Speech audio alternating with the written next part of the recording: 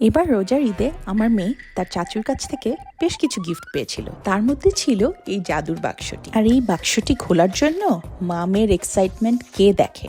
এক একটি বক্স যেন এক একটি গুপ্তধন। একদিকে বুক ধরফর, আরেকদিকে সবগুলো একসাথে খেয়ে নেওয়ার ইচ্ছে। মেয়েকে বোঝালাম, মাগো, লোভে পাপ আর পাপে মৃত্যু।